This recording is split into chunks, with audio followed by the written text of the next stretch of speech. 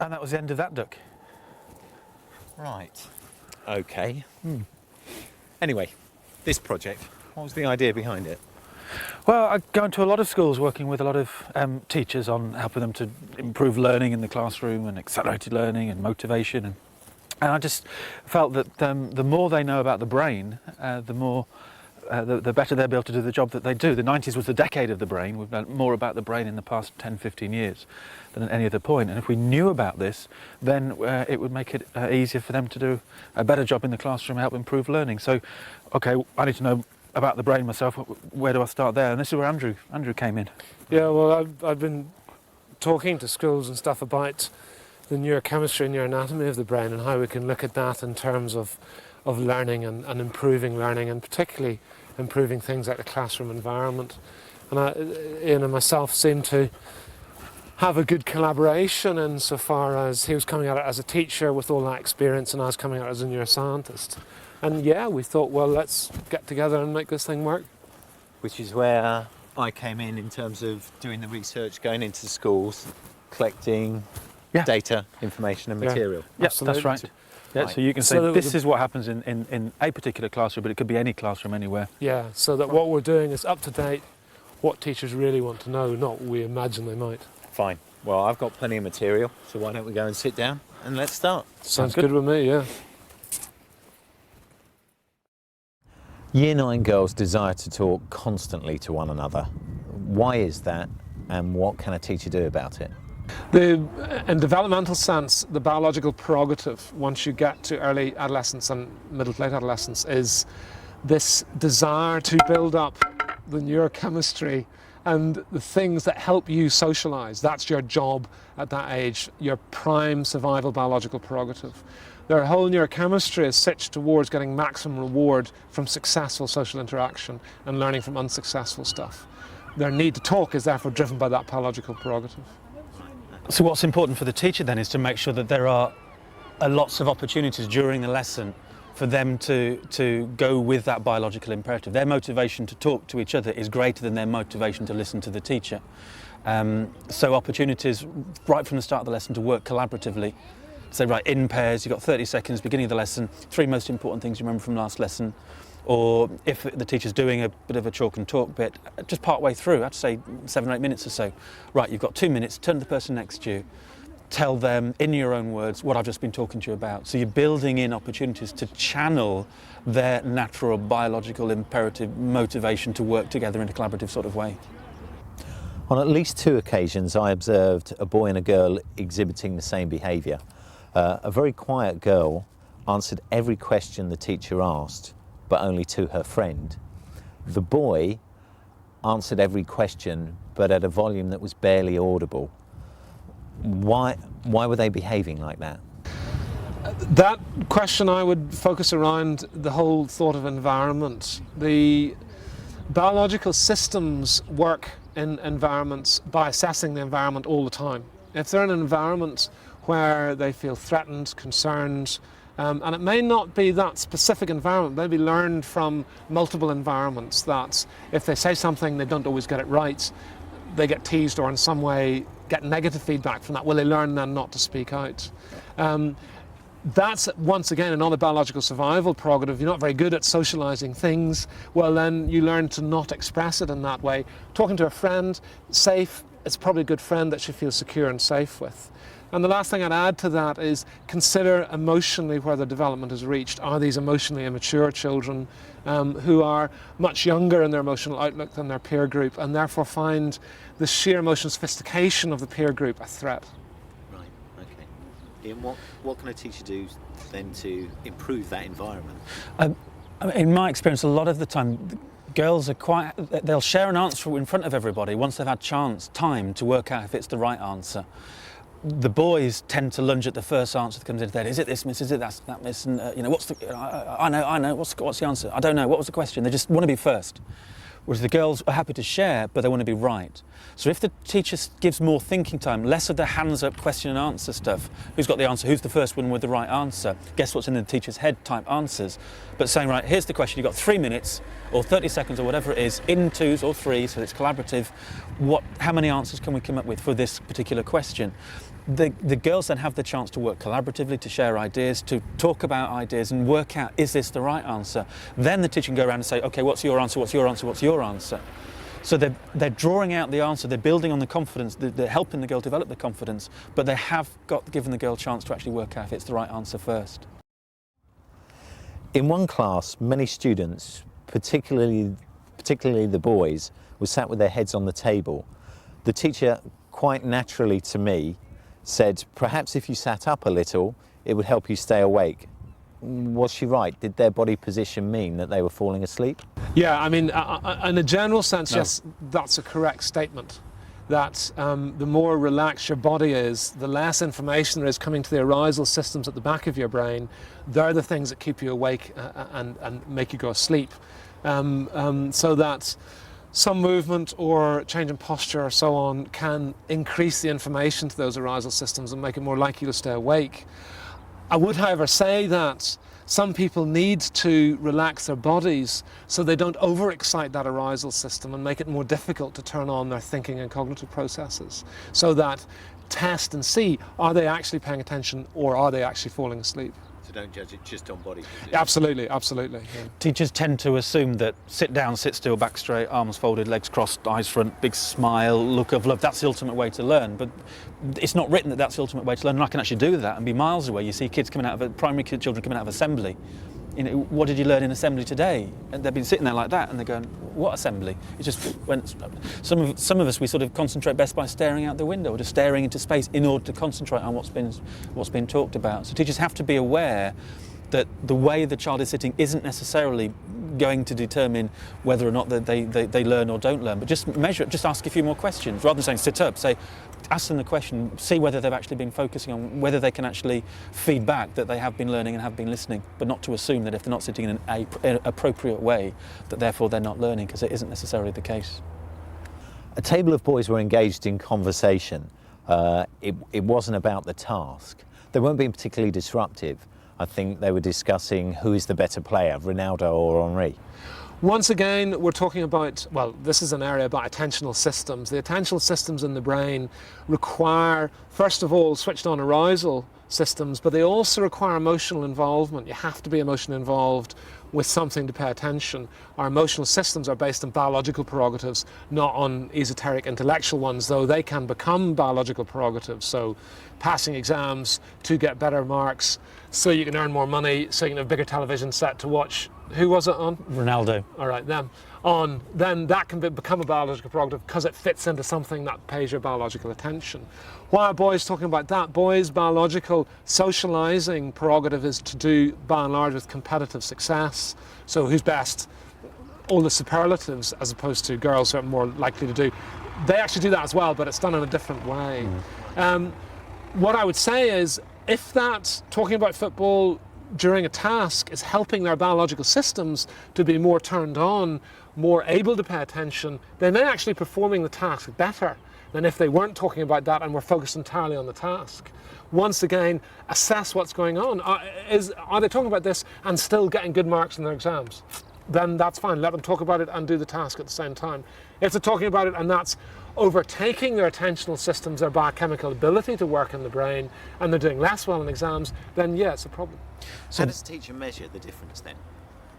The difference? The difference in terms of, is this conversation disruptive? Do I need to bring them back on task, or do I let it go? If the teacher sets the task, the result, the achievement of the task, if you do the task, you will have achieved this at the end of it, and here's the deadline for doing it. So you've got 10 minutes to finish 10 questions, for example. If at the end of that they finish the 10 questions in the 10 minutes and we're still talking about the football and the quality of the questions is okay, then they've proven, the students have proven that it's okay to talk football and do the work at the same time. If they haven't either finished in 10 minutes or the quality of the work isn't right, then the students have proven that it's inappropriate to talk football during that time, there is still the biological need to talk about the things they want to talk about. So the teacher then is building into the lesson opportunities to allow them to talk football. It might be, beginning of lesson, part way, to say, right, you've got 10 minutes. At the end of 10 minutes, when you've got them all right, you've then got 3 minutes football time, football talk. Yeah. What you're also doing is building the relationships by talking football with lads. You're building even though you might not know anything about, clearly, anything about football, you are building the relationship with the students. And if you get the relationships right, then so many other things sort of fall into place. So one teacher told me about a group, she spent 10 minutes talking football at the beginning of a lesson once with this group of lads, knowing that if she'd been observed, she would have been criticised for it. The following lesson, the kids are turning up saying, what are we doing today then, miss? She'd used the football as a way of getting them on her side. Building a relationship with them. Yeah. Okay. Ian, turn that light off. It's time to get moving to the next one.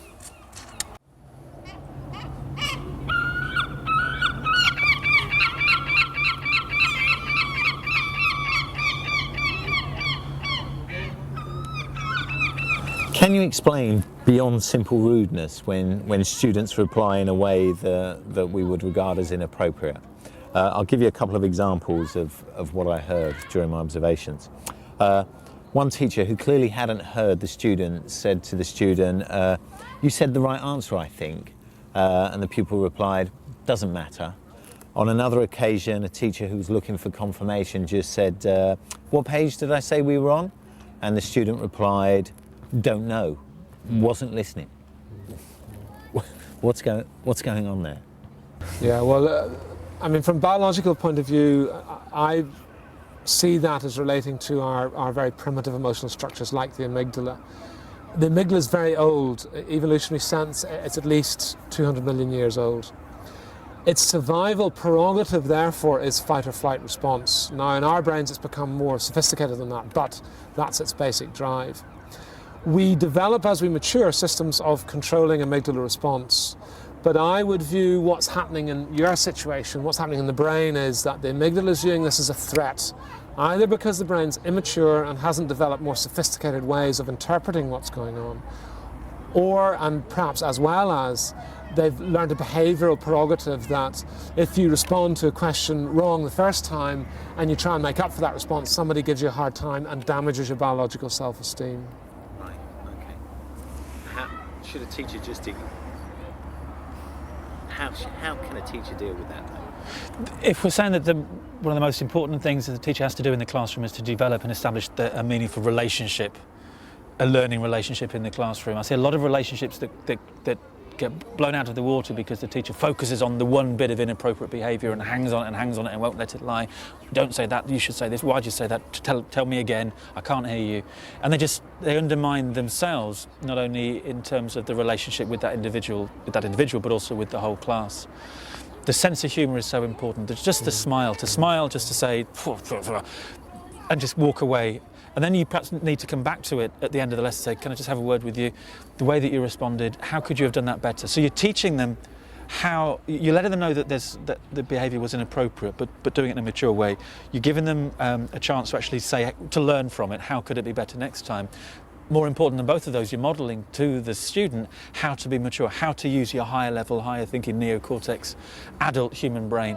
You're not letting your amygdala take off so that you've got two amygdalas firing, where the whole thing escalates, the whole thing gets out of control. And I see a lot of times where things do escalate in the classroom, the teacher is escalating just as much as the child. The child needs to learn from the teacher how to be an adult human being, how to stop and think and then act and then review it at the end. Can you perhaps explain about what I would call mild confrontation between student and teacher? Things like coats off, put your mobile phone away. I observed this in about 60 to 70% of the classes that I went into. If I could give you a specific example, there was one student who was rocking back in his chair, and the teacher asked him to sit properly on the chair. His reply was, I'm doing my shoelaces up. Then he said, I've done them now, and he sat down properly. What exactly was going on there in that exchange, and how should a teacher respond? I mean, I think the rocking in the chair is harping back to this whole thought about keeping arousal systems activated so you can pay attention in class. I personally was a compulsive chair rocker in classrooms because sitting still for long periods of time it makes me fall asleep. I stop being able to concentrate, so I move. And that's well recognised, that children need to do different levels of activity to be able to keep their arousal systems going, their brain switched on, so they can actually pay attention to what's happening. So the first part of this is, I wonder, should he have told him stop rocking in the chair? I mean, so what if he's rocking on the chair? The response, I'm going to tap my shoelaces, is really that pupil preserving control of the situation, because I'm not going to do it now, I'm going to delay this a little bit and then go on. That's to do with self-esteem and the whole biological systems to do with, if I'm dominated by this environment, I start to lose part of myself. So Ian, would you suggest then that the teacher should ignore those moments, because they happen quite frequently? Yeah. Coats off, put your mobile phone away. Not ignore, because the school has rules and the students need to understand when it's time to follow the rules, when it's not time to follow, which rules can be broken. But if these are the rules and we're at school, therefore we have to play by these rules. But it's the way that they do it. With the tying the shoelace, for example, the students say, I'm tying my shoelace. To say, it's a phrase from behaviour management, partial agreement. I know you're tying your shoelace, and will you sit quietly on your chair? Will you sit still on your chair? So you're taking what they're saying and bouncing it back and sending it back. You're not showing that you're upset by it, you're not getting cross, you're rising above it, you're working your higher level thinking, so you're modelling to them how to be adult, and you are making sure that they know that their behaviour isn't right. What you've also got with this is a lot of times at the beginning of lessons, I see lessons go downhill because of the take your hat off, take your coat off, put your stereo away. If the first part of the lesson goes wrong, it's hard to get the rest of the lesson right. The first part of the lesson is so important, and maybe you get your lesson going, and then to the 1 or 2 or 3 individuals who are behaving in an inappropriate way or breaking the rules, you can then have a word with them more discreetly than in front of the whole class. Right, you come on, take your coats off, which again is confrontational. Mm-hmm. With some of the boys especially, the non-verbal cues helps here as well.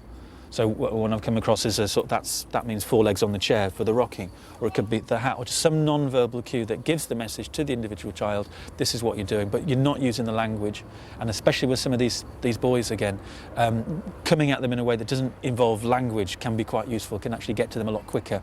It's the same with praise. Saying to the boy, oh, haven't you done well, might not work. Saying to the boy, might work far better. Right, okay. Can I ask about confrontation from student to student? Again, in a lot of classes, I heard things like, oh, you're thick, or you idiot, fancy not knowing that, you divvy. They're constantly putting one another down. Why did students do that, and how can a teacher intervene? Once again, biologically, we're talking about establishing social boundaries, how one works inside the herd. Very simple, primitive things that can be observed in all complex behaving animals. And of course, we're just part of complex behaving animals. Interestingly, whilst what you're expressing there is very much a sort of male way of going about it, girls of course do exactly the same thing, except they don't express it in such an overtly aggressive way, but they have the same shuffling for position inside the herd. Once again, this gets back to our primitive background systems, building up your own self-identity in a biological and neurochemical sense compared to how that interacts with the rest of the world. A last point on that is that if you look at testosterone levels, having high testosterone levels, which some people would say will produce those aggressive behaviours, actually it doesn't. People with high testosterone levels are not more likely to be aggressive in terms of their non-triggered behaviours. But if they trigger a behaviour, that behaviour is more likely to be aggressive. So not only peer-to-peer, but adult to child, if they're used to having a threat or aggressive response to who they are, that will make it more likely every time that their own response will be aggressive to that first response. What we sometimes forget as well as with teachers is that the child who's saying, oh, you stupid, whatever, to the child next to him, if it's some of the boys especially, that's actually, they're not insulted by it. That's just the language that they use. They see that as appropriate. We perhaps have a different frame of reference, a different social background to them or whatever it might be, and we actually say, well, no, you can't say that, therefore you are wrong, you are bad. But they weren't being wrong or bad. They were just actually being quite friendly to the lad, to their friend, by using that sort of language. So again, if the teacher focuses on the inappropriateness of the language at that time, they can actually lose their own credibility with the group, whereas by taking it later and saying, what about the language that we use? How did you feel about it? How do you think the other person felt? Was it appropriate? Was it not appropriate? Then we can actually work with them and mould them and help them know when to use language when, but without turning it into a confrontational situation in the classroom, which with the testosterone, what we're saying here is not, I've got testosterone, therefore I'm going to be trouble, but I've got this testosterone. If I'm triggered, I'm going to be trouble. So it's trying at all times just to sort of calm it and keep the triggers out of the situation in the classroom.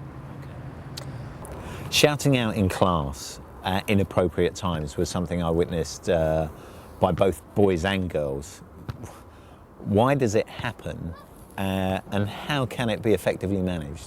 From the point of view of what's happening in their brain, the likely thing is that they have significant elevation of their arousal system that's pushing them to make a response. Their systems haven't matured, or they haven't learned the behaviours that allow them to contain that response. One of the comments on maturation of emotional structures is that you're able to put something off. So you don't have to go and buy the ice cream now, you can hang about and wait for half an hour, and then you can go and buy the ice cream. So it's this spontaneous, produced behaviour because the pressure inside them, they can't contain it, they can't hold it down. By releasing that pressure, they then feel relaxed. By feeling relaxed, they've then restored a state of biological, what we call homeostasis or balance, so that they then have achieved a goal. Okay, they might feel relaxed, but in some senses they're then putting pressure upon the teacher. So how does the teacher manage that? It's important that the teacher uses a variety of different questioning technique. A lot of the time it's the hands up question and answer. Whereas if there's a place, this is a hands up question, this is a shout out question. So you're channeling their enthusiasm, but they at appropriate times. Or you could say, here's the question, you've got 30 seconds in pairs, you've got 30 seconds to work out the answer, then I'll choose 5 groups to give me their answer.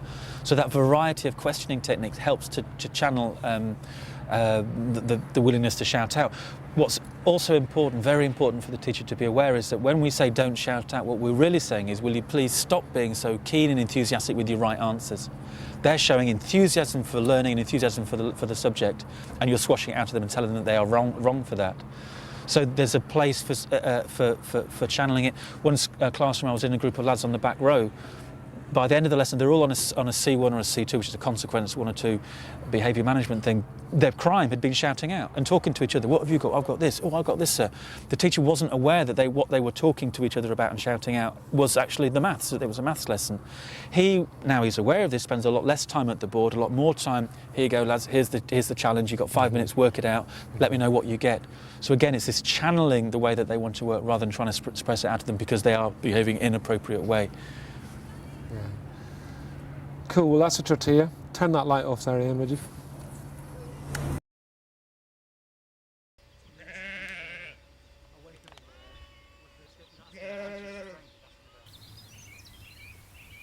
I'd like to shift the focus now and look perhaps what's going on in the teacher's head. And if we can start by looking at one session which was a teacher delivering a coursework session. So the students were working individually on their own pieces of coursework. Now that teacher was working far harder than any of the students in that session, and it reminded me of something a former deputy head once said, which was, if you're in a school where the teachers are working harder than the students, then there's something not right. So how can we help teachers to work less hard and more effectively? Yeah, well, to get inside the teacher's head from a biological standpoint, there is a whole sense of pressure, of being driven from the outside by goals, by standards, by Ofsted, all the rest of it. As an individual human being, of course, your amygdala, your basic survival emotional systems are going to respond to that as a threat. How they're going to try and look for a solution to that threat is to reach resolution. The resolution is your pupils achieve all the various academic outcomes that people think are important. It's actually probably more constructive to be sitting back and saying, actually, I prefer my pupils to be happy, which optimizes not only their neurochemical environment, but also your own neurochemical environment, so that they will learn what they learn much more effectively than to overdrive them and reflect your stress onto them. Because you can argue that the harder they work, the less actually they learn. Because forcing your brain to learn, forcing yourself to get through a certain amount of information in a certain time is not the best state for learning. It's neurologically speaking, it's completely out of line. And maybe the students don't need to do everything that the teacher is asking them to do.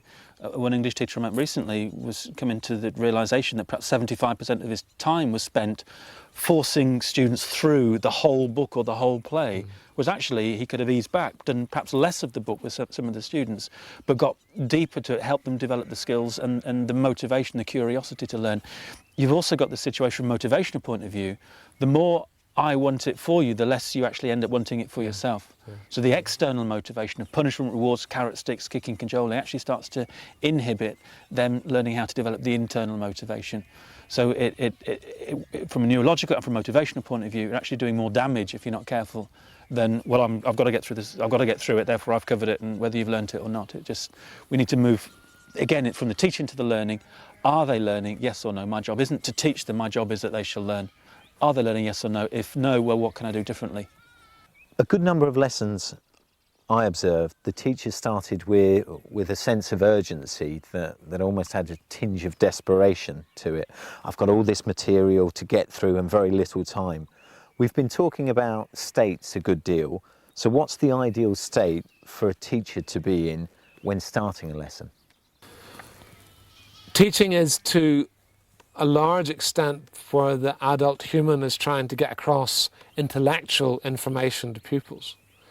A stressed teacher, a stressed human standing at the front of the class is making it much more difficult for their own intellectual mind to work, because the amygdala, the basic stress structures in the brain, work by switching off higher centres so that they can have more control of the body.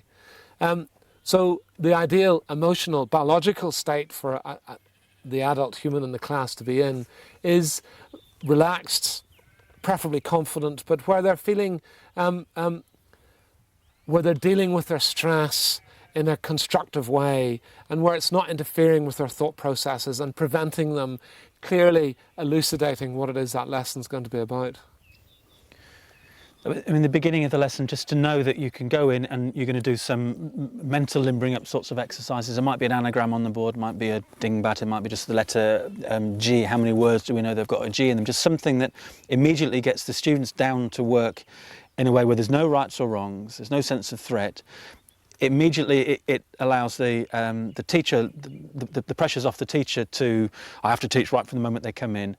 You're limbering up their brains so they're in the best possible state for learning. Then the teacher can go in and get on with the learning a little bit more effectively. The ideal learning state is this flow state, which is high challenge, low stress. High challenge, high stress means the brain is going to close down. Low challenge, low stress, and you get boredom in the classroom. So activities where the low stress comes from, where it's playful, where there's a sense of fun, where there's a sense of humour, which children look for all the time, where there aren't necessarily so many rights or wrong answers, where you're not playing that guess what's in the teacher's head game. Those sorts of activities at the beginning of a lesson free up the student's mind, but also free up the teacher's mind too. This sense of urgency that I've been mentioning, and I've observed this in my own teaching, quite frequently leads to the teacher's voice being raised and demanding attention, usually with limited success. What would your advice be to teachers? I think it is important to be aware that some behaviours that are going on in class do need to be stopped.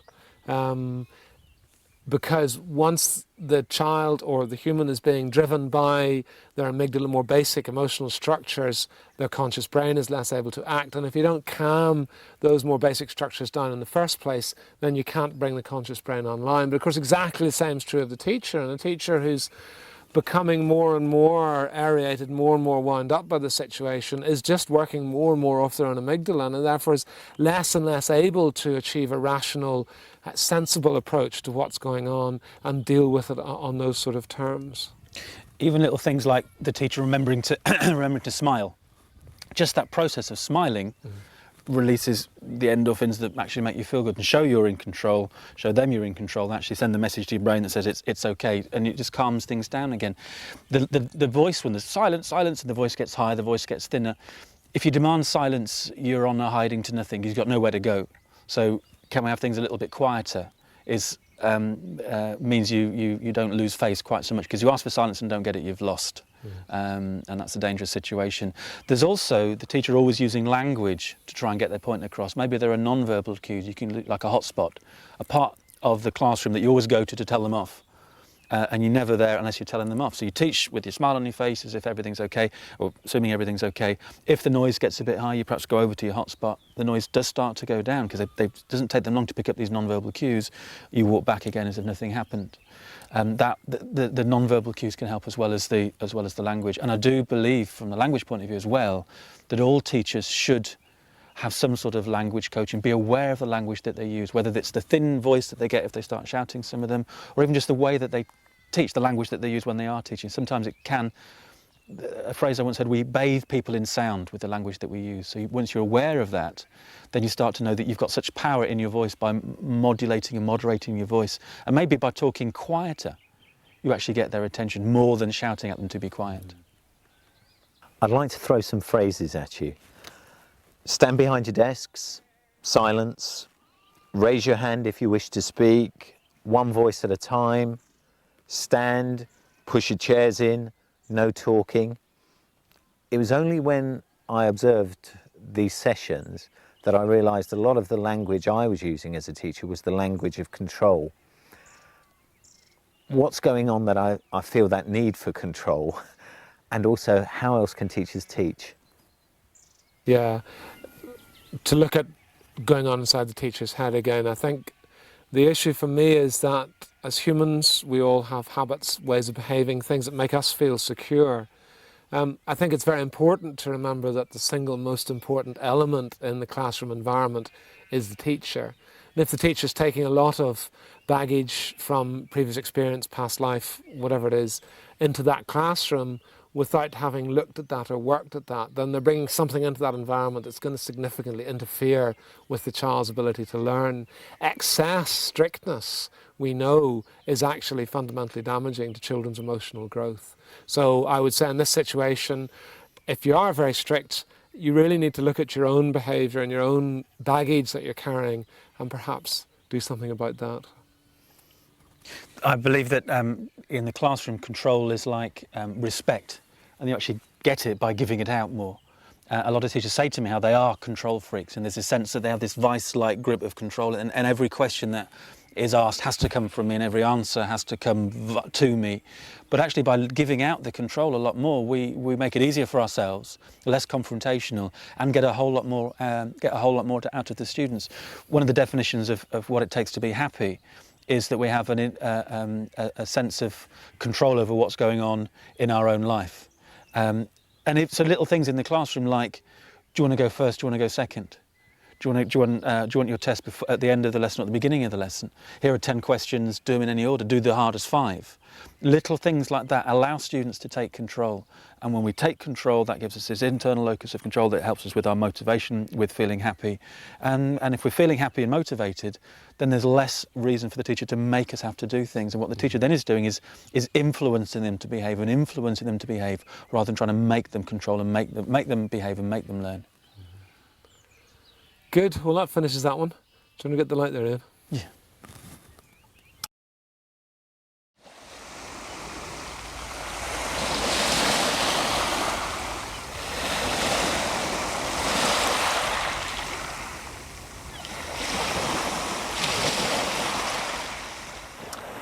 During one lesson I observed, it was the first lesson in the morning. After 30 minutes of sitting and listening to the teacher who was moving and talking, my feet were freezing. I noticed some of the girls had crossed their arms, were pulling the sleeves down on their jumpers to keep warm. Do you think as teachers on the move and working hard, we underestimate the impact the environment has on their learning? Yeah, absolutely. The biological prerogatives in our deeper and older brain structures are to do with survival.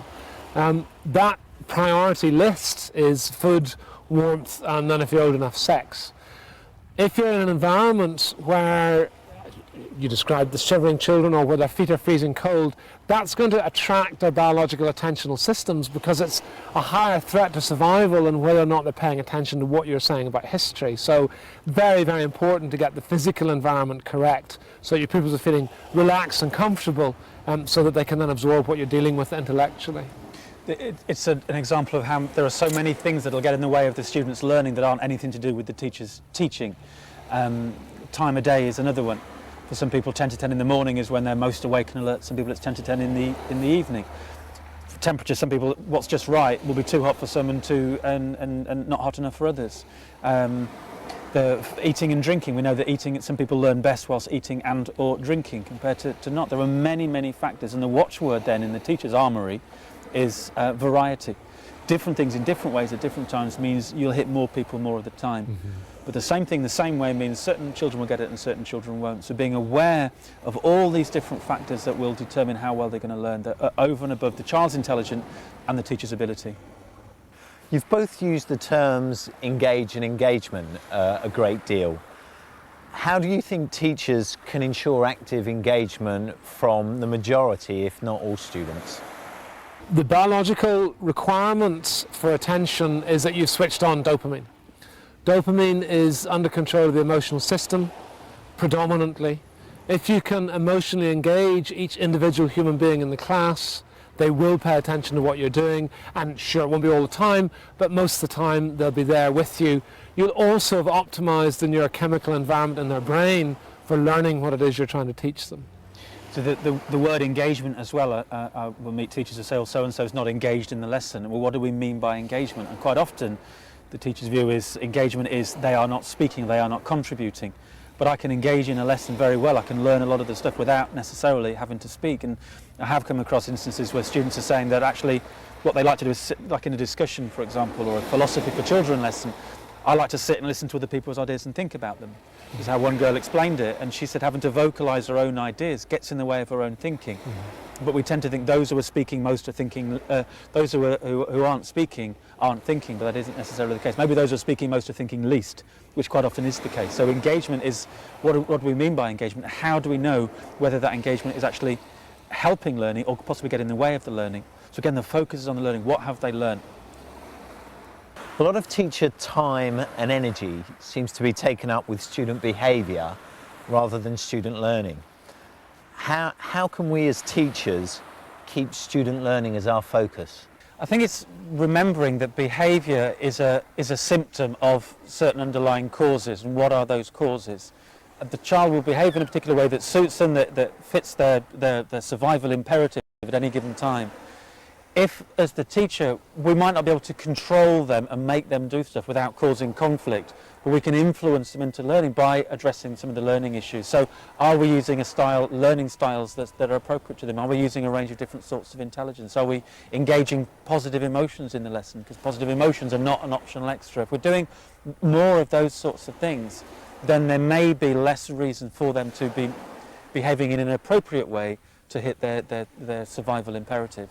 And biologically, of course, this is again about attention and engaging emotions so that their attentional systems are switched on to you and not to other things which might be getting their attention.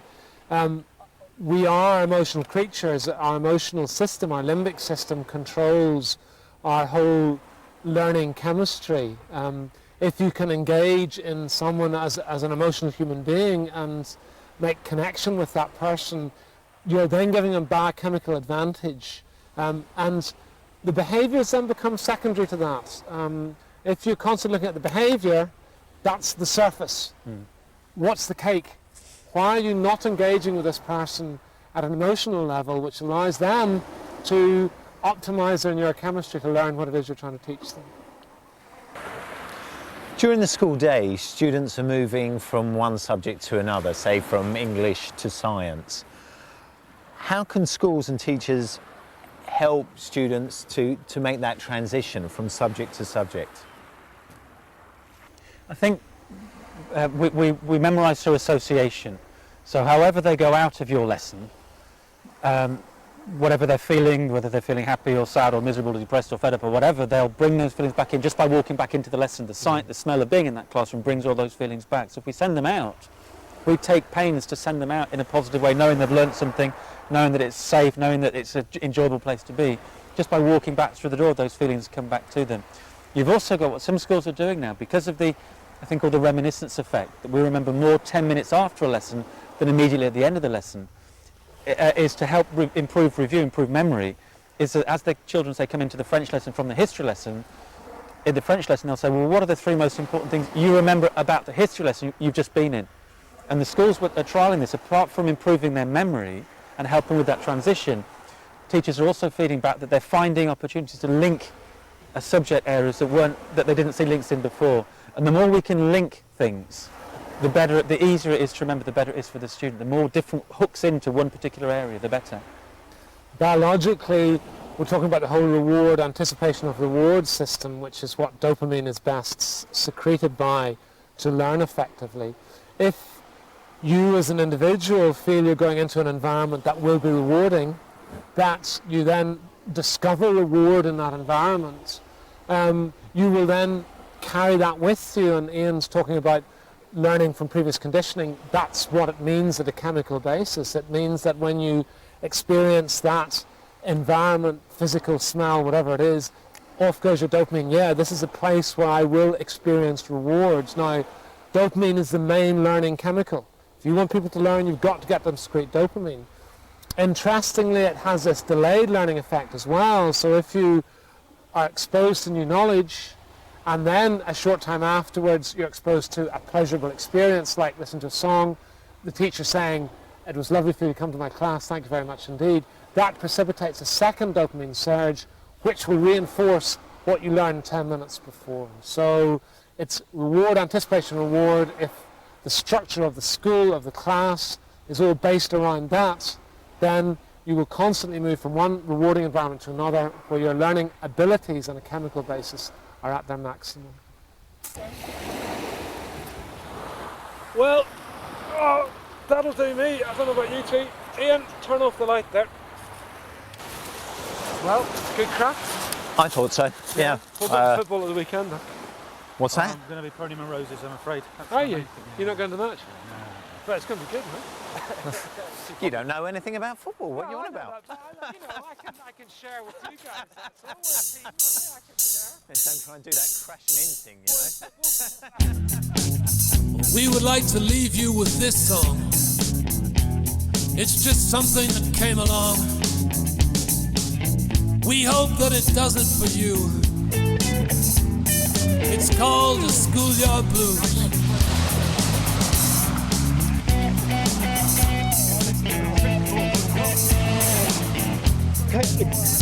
Can you be quiet, man?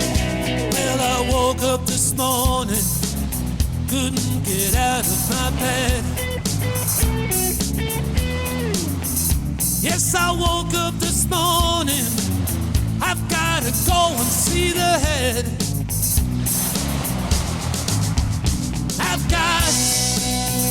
I've got those saffron blues.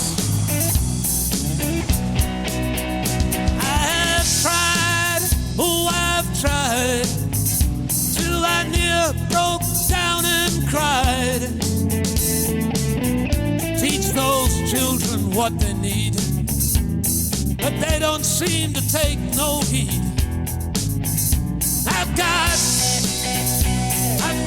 those classroom blues. All right, take it away. You know, I love the way you do that. That's just brilliant.